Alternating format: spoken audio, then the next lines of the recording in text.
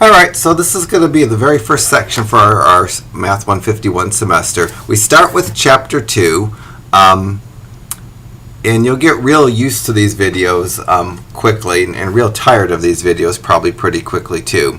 So essentially what I'm going to do this semester is I'm going to do every single even-numbered problem in every section this semester. Your homework for every section is to complete every odd-numbered problem. And while I'm doing the videos, I will either simultaneously have on the screen the odd number problem that has the same problem skill as the even number problem, or I'll flash it up. So you don't have to have a lot of pre-existing knowledge to get through our class. You will maybe need to be able to factor and solve for x and work with negative exponents. But any new algebra skills that aren't like intermediate algebra skills, I'll explain just as I'm going through the section. And any theory I'll explain as I'm going through the section as well. So I'm just going to jump into this. I'm going to explain what problems 1 through 4 are asking me to do. And I'll do problem 2, and then you should be able to do problem 1 after that. Every time you finished an odd-numbered problem, it would be really a great use of your time if you went to my web page and you checked to make sure you have a right answer. So on my web page, under the Chapter 2 link, I will have all the answers for the Chapter 2 problems. I print it out real quickly just to get an idea, so you can have an idea of what you're going to see here. I'm not going to print these out for every section, but there are answers for every single odd-numbered problem on my web page. If by watching my video you can't get the right answer to a problem, there's a tab under my Chapter 2 links that say Solutions, and under the Solutions tab it will explain to you how I got the answer that I arrived at. Let me just kind of jump into this. Oh, for what it's worth, my name is John Grimma, and you absolutely can call me John, but Mr. Grimma is equally okay, but John is completely fine. Alrighty, so the instructions are terribly important to each set of problems that we do this semester, because without the instructions I wouldn't necessarily know what to do. If I was just given a blank graph like in problems 1 or problem 2, I wouldn't have any idea what to do. So the instructions for these 4 problems, problems 1, 2, 3, and 4, ask me to find the x and the y-intercepts. This is a pretty easy thing to do if you're given a graph. If you're given a graph and you want to find the x-intercepts, then you look along the x-axis, and any place the graph crosses the x-axis is a point that's going to be called an x-intercept. The graph for my problem number 2 crosses the x-intercept twice, crosses the x-axis twice, and the x-intercepts are going to be the points, or the 2 points where this graph crosses the x-axis. When we're writing x-intercepts, we should always write them as a point, because x-intercepts are always points on graph, and points on graphs always have both an x and a y coordinate. The x coordinate of the left x-intercept is -2. The x coordinate of the right x-intercept is +2. That should go in the x coordinate of my points. And any point along the x-axis has a y-coordinate of 0, because this is 0 on the y-axis. So the best answer for problem 2 would be the x-intercepts are the points -2, 0, and +2, 0. To do the other part of problem 2, I need to look up and down the y-axis, which is the vertical axis, and any place where the graph crosses the y-axis is considered a y-intercept. My graph crosses the y-axis only once, and the y-coordinate of where my graph crosses the y-axis is 4. So that needs to be part of my answer, and that's the y part of my answer. So I'm going to write the y-intercept to emphasize that this is a y and not the x-intercept. And that number 4 is going to belong in the y-coordinate as opposed to the x-coordinate, because its y-coordinate is 4. And its x-coordinate is the same 0. This 0 is signifying a 0 on both the x and the y-axis. The x-coordinate of the y-intercept is 0. All x-intercepts have a 0 in the y-coordinate.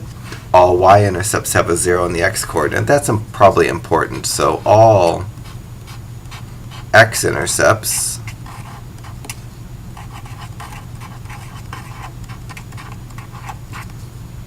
have a 0 for their y coordinate,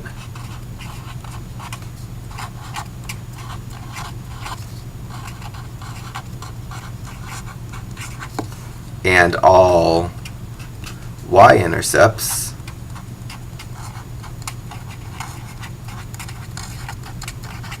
have a 0 for their x coordinate.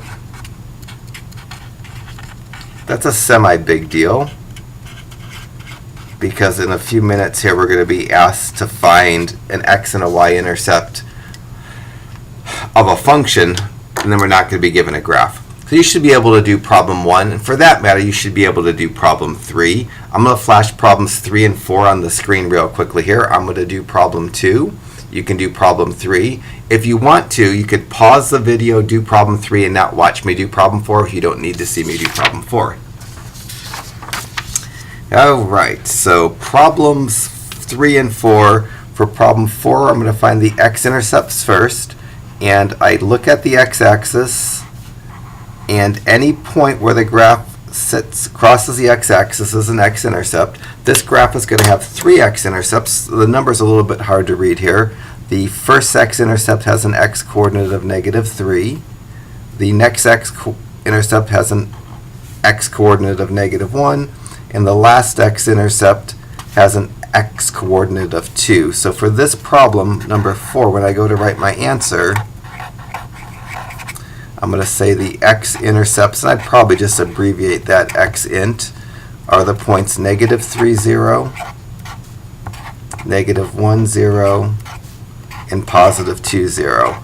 All x-intercepts should have a y-coordinate of 0, and then the x-coordinate just depends on where they cross the axis.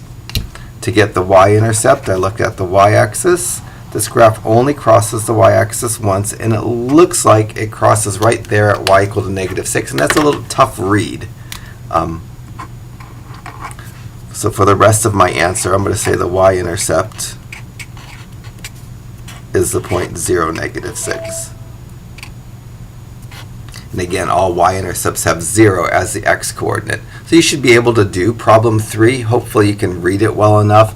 It looks to me like it crosses the y-axis at a 6, and the x-axis at a -2, a +1, and a +3, just in case those numbers didn't show up so well. If the numbers or anything on the screen I have for an odd-numbered problem doesn't show up so well, all these problems are available on my website. I just was trying to keep you from having to keep going back and forth to my website. So the next group of problems give me equations. Some are functions, some aren't. It doesn't necessarily matter. But when I'm asked to find the x and the y-intercepts and I'm given an equation, the algebra for finding the intercepts is plugging in 0 for the opposite letter. So for problems 5 through 18, to find x-intercepts,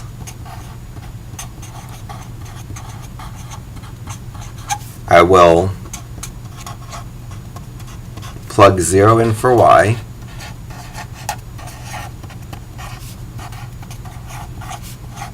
then solve for x.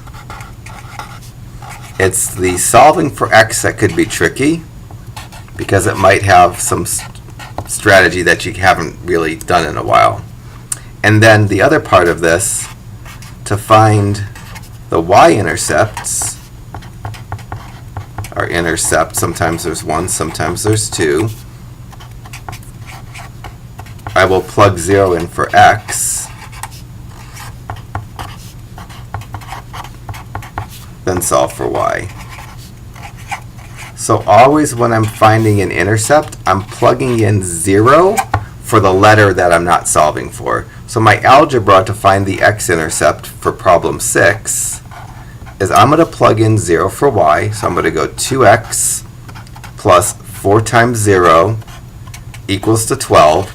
And then I'll do maybe more algebra than you might do. This 4 times 0 is 0. So this will give me 2x plus 0 equals to 12, which simplifies to 2x equals to 12. And then I'm going to divide both sides by 2. The algebra gives me the number that's important for my x-intercept, but it doesn't technically give me my x-intercept. So when I go to write my answer to problem 6, I'm going to say x-intercept, abbreviate it, and the x-coordinate is 6, the y-coordinate is 0. Every x-intercept has 0 for the y because I plug 0 in for the y to get that. Now I'm going to find the y-intercept. To find the y-intercept, I'm going to plug in 0 for x and solve for y. That will give me 2 times 0 plus 4y equals to 12. This gives me 0 plus 4y equals to 12. That gives me 4y equals to 12. And then I'll divide both sides by 4 and get the number that belongs in my y-intercept that's not a 0, but doesn't really give me the y-intercept. The y-intercept should be a point because it's a point on the graph. And in this case, I plugged in 0 for x and got 3 for y. Y-intercepts always have 0 in the x position. X-intercepts always have 0 in the y position. So that should be enough for you to do problem 5. It may not be enough for you to go through all the problems between 5 and 18 because there's some different algebra strategies that you might have forgotten.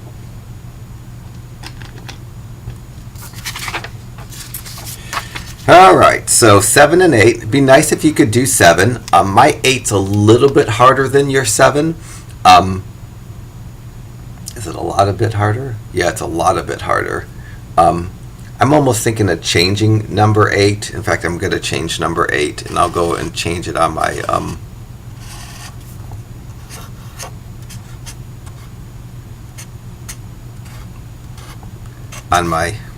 web page. Oh, having a hard time changing it this morning. So this is the modified number 8 to be more like your number 7. So this is the new number 8. Just because my problem 8 had a different trick, and I want our tricks to be the same. So I'm going to find the x-intercept first, and to find x-intercepts, you plug 0 in for y. And because the y has an exponent, when I plug that 0 in, it couldn't hurt to put that 0 in a parentheses. It turns out that if I didn't use a parentheses with that 0, it wouldn't matter.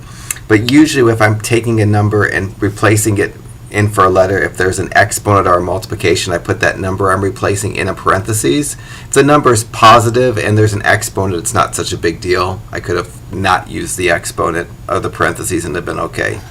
So algebraically, 0 squared is 0. That gives me 0 equals x plus 16.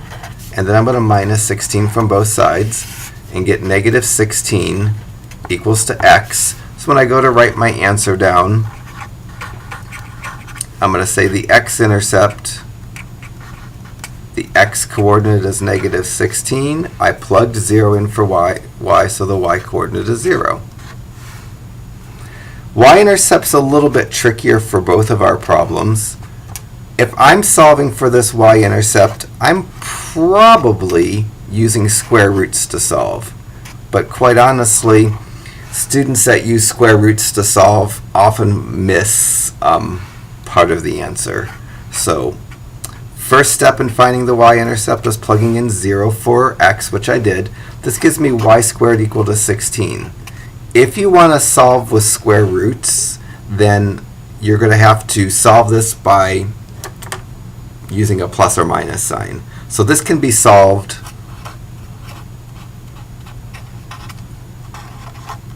by factoring or by square root plus or minus square root. Let me show you how to solve it by factoring really quickly, because that's the way that you'll guarantee yourself not to make a mistake. To solve an equation that has a square by factoring, you need to get the problem set equal to 0. So I'm going to minus 16 from both sides. That will give me y squared minus 16 equals to 0. And then you have to be able to factor a little bit. This factors into y plus 4 times y minus 4. Still have the equal to 0. And if you have a problem that's factored on the left side and 0 on the right side, then you take each of the individual factors and set them equal to 0. So I'll go y plus 4 equal to 0, y minus 4 equal to 0. For the y plus 4, I'd minus 4 from both sides and get y equal to negative 4. For the y minus 4, I'd add 4 to both sides and get y equal to positive 4. So for my y-intercepts, the non-zero numbers are negative 4 and positive 4 that go as the y-coordinates of the y-intercepts. And the x-coordinate of any y-intercept is always 0 because you plug in 0 for x to get that y-intercept. The easier way to find the y-intercept would be using square roots plus or minus square roots. And I'll do that in red just to make it stand out. So this problem, y squared equal to 16, I could have did square root plus or minus square root to get the y-intercepts of 4 and negative 4, or 0, 4, and 0, negative 4. When you square root something squared, the square root symbol cancels out the square. It leaves yourself just that y. And then on the right-hand side, the plus or minus symbol stays, and the square root of 16 is 4. You get exactly the same answers. It's a lot easier to use square roots to get the answer. But if you forget the plus or minus, then you'd only get one of the two y-intercepts. All right, so that should be just like your number 7. Now I'll move on to do 9 and 10, or I'll do 10 and you'll do 9. So for 10, the x-intercept is the hard part. For the x-intercept, I'm going to plug in 0 for y. I'm going to get 0 equals to 2x squared plus 3x minus 9. And you have your choice here. You can't square root plus or minus square root ever to solve this because there's two x terms. The best way to solve this would either be to use the quadratic formula,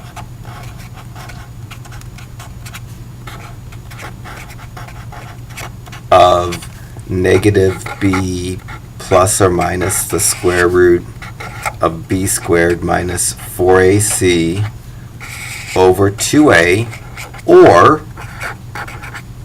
you can factor. This is hardish factoring because of the 2 in front of the x squared. I'm going to solve this by factoring and not the quadratic formula. The next problem that we do is going to be similar. It can be solved by the quadratic formula or by factoring, and I'll solve it by the quadratic formula. And this is ugly factoring, and generally most students, when they're asked to factor something that has a number in front of the x squared term that has 3 terms, are either going to use bottoms up or grouping.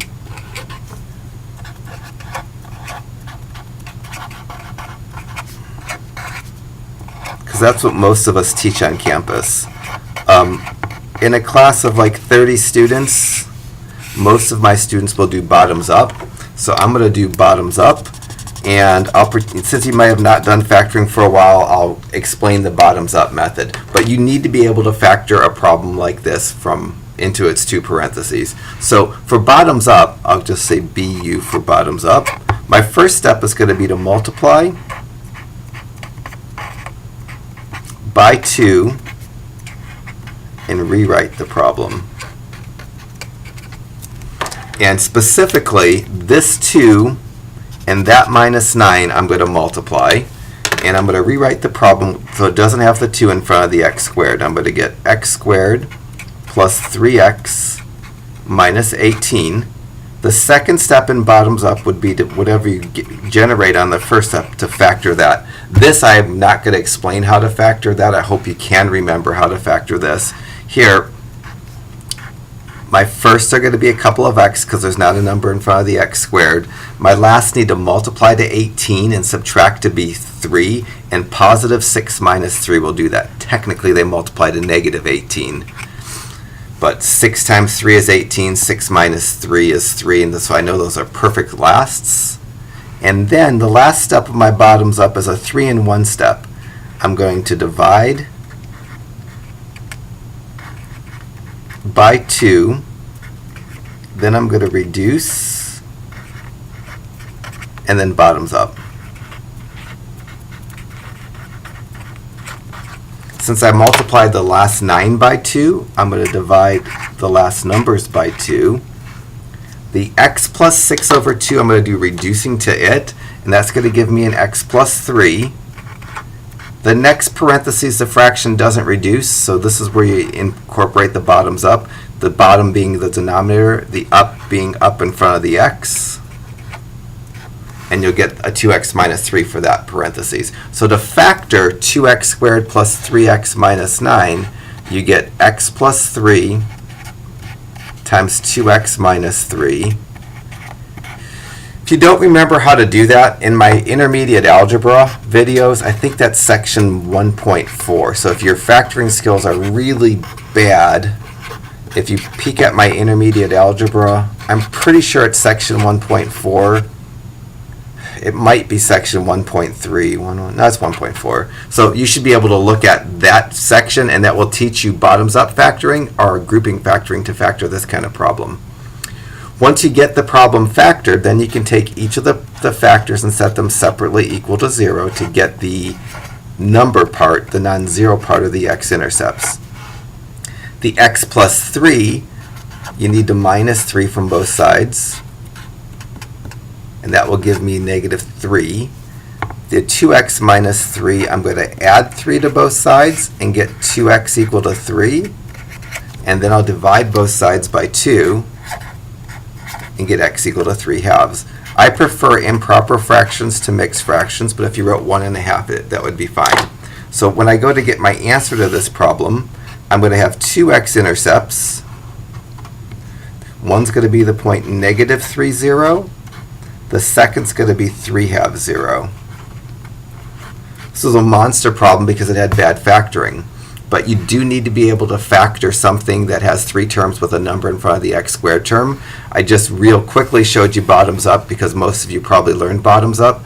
But if you don't know how to factor using whichever strategy you were taught, come visit me and I'll teach you whatever method. I'll reteach you the method that you learned. It could be grouping or it could be a guess and check. Still not done with this problem because I haven't figured out the y-intercept. For the y-intercept, I plug 0 in for these x's. I'm going to go y equals 2 times 0 squared plus 3 times 0 minus 9. That's going to give me y equals to 2 times 0, because 0 squared is 0, plus 3 times 0 minus 9. That comes out to y equals 0 plus 0 minus 9. And that's going to give me y equal to minus 9. So for my y-intercept, because all y-intercepts have an x equal to 0, I'm going to write the point 0, negative 9. All right, so that's a way to do problem 10, and you should really try to factor when you do problem 9, just because there's going to be some problems this semester where you won't be able to avoid the factoring. So 11 and 12 left to do here, and I'm going to do the x-intercept first for number 12, and you can make the same stab at number 11. For the x-intercept, you let y equal to 0, so I'm going to go x equals 2 times 0 squared plus 9 times 0 plus 9, and this whole thing is going to come out to 9, because this is going to be 2 times 0 plus 9 times 0 plus 9. This is going to be 0 plus 0 plus 9, and that's 9. So in my answer for problem 12, the x-intercept is going to be the point 9, 0. For the y-intercept, I plug 0 in for x, and I get 0 equal to 2y squared plus 9y plus 9. Here I'm going to remind you on the quadratic formula. So if you have a problem that has a squared term, not like a cubed or a fourth power term, and it's equal to 0, you can use the quadratic formula. And the quadratic formula again is negative b plus or minus the square root of b squared minus 4ac all over 2a, where the a is the number in front of the squared term. In this case, it's a y squared, which is 2. The b is the number in front of the first power term, which is this 9, and the c is that 9. So I'm going to plug the numbers into the formula. I'm going to write y equals, because I'm solving for y, make a big fraction, and then negative sign, and then a b, so negative 9, and then plus or minus square root symbol, and then b squared, which I'm going to write as 9 squared, minus 4ac, which is 4 times 2 times 9, and then all over 2a, which is 2 times 2. Under the square root here, 9 squared is 81, and then 4 times 2 is 8, times 9 is 72. So it gets to be 81 minus 72 under the square root, and 81 minus 72 is 9. So this is going to give me y equals negative 9 plus or minus the square root of 9 over 4, which is negative 9 plus or minus 3 over 4, because the square root of 9 is 3. Because the square root went away, I should make separate problems, one with the plus, one with the minus. I'm going to go y equals negative 9 plus 3 over 4, and y equals negative 9 minus 3 over 4. This one, the numbers have opposite signs, so I subtract the numbers and take the sign of the larger. That's going to give me y equals negative 6 over 4, which reduces to negative 3 halves.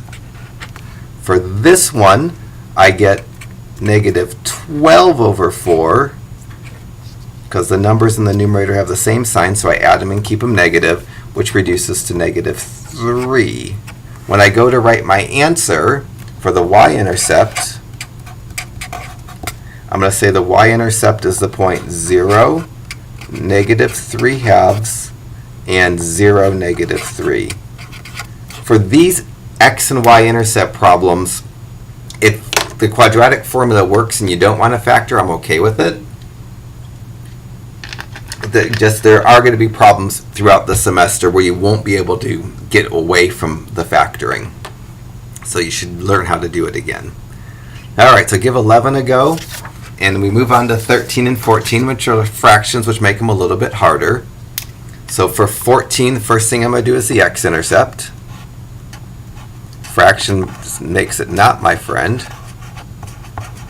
To find the x-intercept, you plug 0 in for y.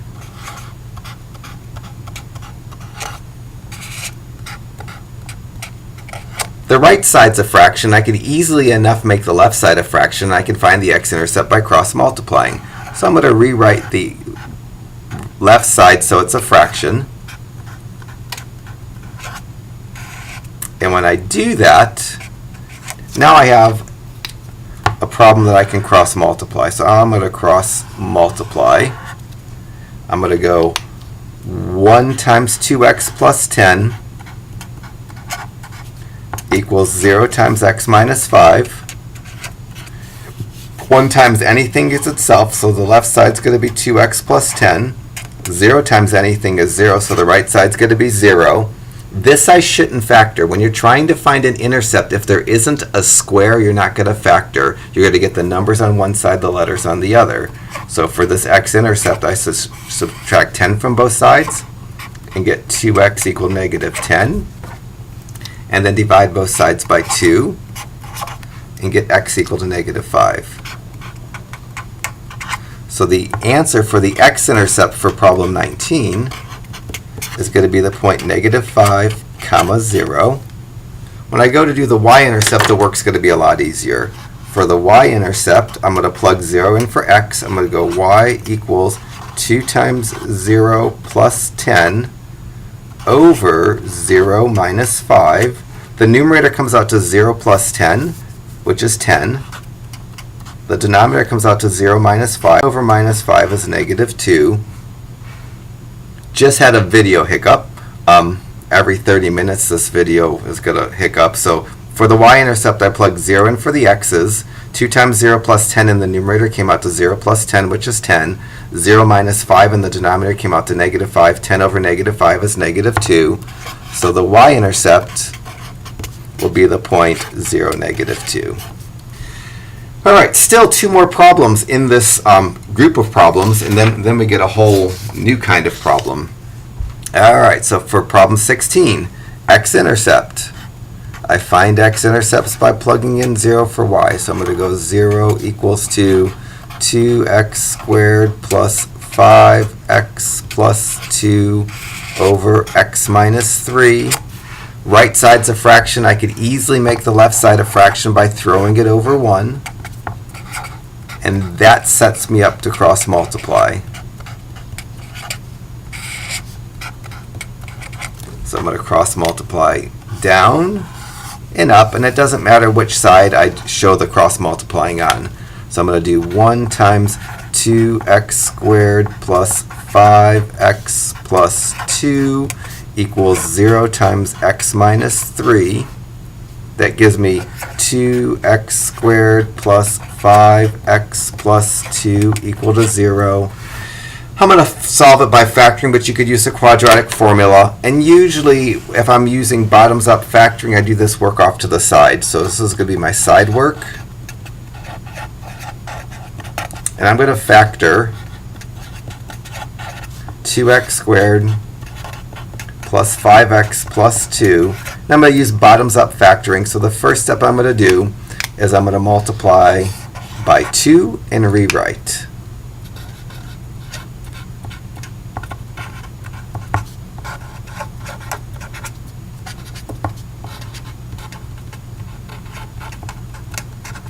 So rewrite this as x squared plus 5x plus 4, taking the 2 away from that x and multiplying it into that x.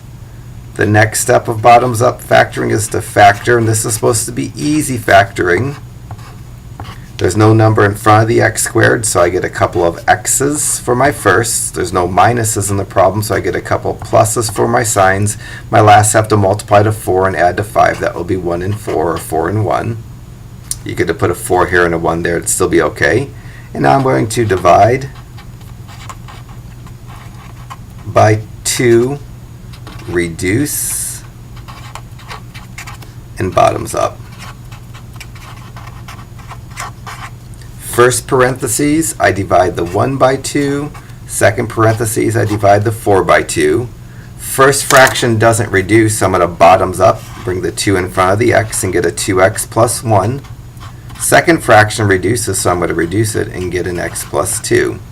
That's the entirety of the factoring 2x squared plus 5x plus 2. So now I'm going to rewrite the 2x squared plus 5x plus 2 in its factored form. And now I can go 2x plus 1 equal to 0 and x plus 2 equal to 0.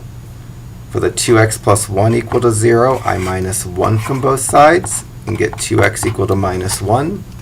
I divide 2 by both sides and get x equal to minus 1/2.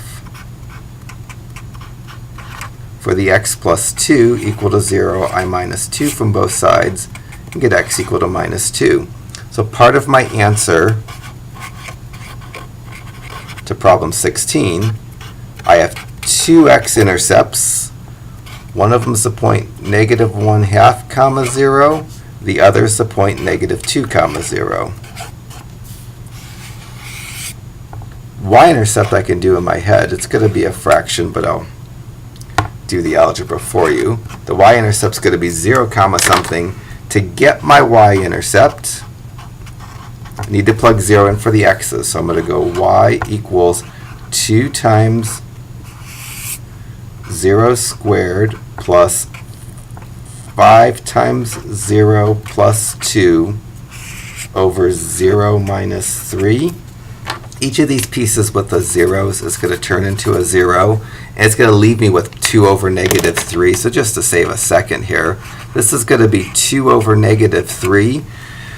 It would be completely fine to throw 2 over negative 3 into the y coordinate of my y-intercept, but it looks odd to see the negative in the denominator of a fraction, and in this fraction you could just bump the negative up to the numerator, or you could make it a coefficient. All of these 3 fractions would reduce to the same decimal, and this is probably the one I prefer. This is the one is the least desirable, and this is okay, but not what I would generally write. So we need a negative sign and the fraction 2/3. The negative can be in the numerator, in the denominator, or off left as a coefficient.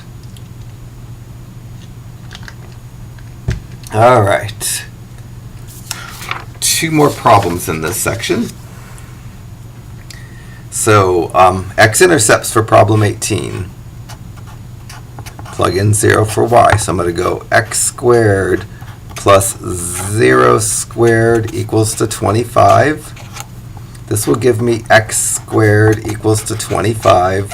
You can solve by square root plus or minus square root, or when you have a squared in a problem, you can set it equal to 0 and solve by factoring. And it's safer to solve by factoring because then you won't forget the plus or minus sign. So I minus 25 from both sides. X squared minus 25 is easy to factor. It factors into x plus 5 and x minus 5. Then I'll go x plus 5 equal to 0, x minus 5 equal to 0. For the x plus 5, I'll minus 5 from both sides and get x equal to minus 5. For the x minus 5, I'll plus 5 from both sides and get x equal to plus 5. Part of my answer to problem 18, the x-intercepts are going to be the point negative 5, 0 and positive 5, 0. I'll do something very similar for the y-intercepts, being I'll plug in 0 for x. This gives me 0 squared plus y squared equals to 25. The left-hand side's going to simplify to y squared. The right-hand side's going to be 25. I could do exactly the same algebra that I did for the x-intercepts, minus 25 from both sides and then factor. Or when you have just a squared on the left side and a number without a letter on the right side, you can square root plus or minus square root to get the answers quicker. But if you forget the plus or minus, then you only get one of the 2 answers. So the alternate way that I could have solved the x-intercept is what I'm doing for the y-intercept. Square root the left-hand side. That's going to give me y on the left side, and then plus or minus 5 on the right side. And for my answer for my y-intercept, I'm going to write 0, 5, and 0, negative 5. So I'm going to go ahead and pause the video, and I'm going to do this video in 2 parts because this is about 40 minutes right now, and I think the next part's going to take another 40 minutes, maybe just a little bit more than 40 minutes. So rather than making an hour-and-a-half video, we'll do 2 40-ish minute videos. So make sure you have all problems 1 through 17 odds completed before you jump into the next part. The next part feels like a different section, so it would be kind of nice to put it in the next part. But we're not done with section 2.1. There's going to be a section 2.1 part 2 coming up here in a minute.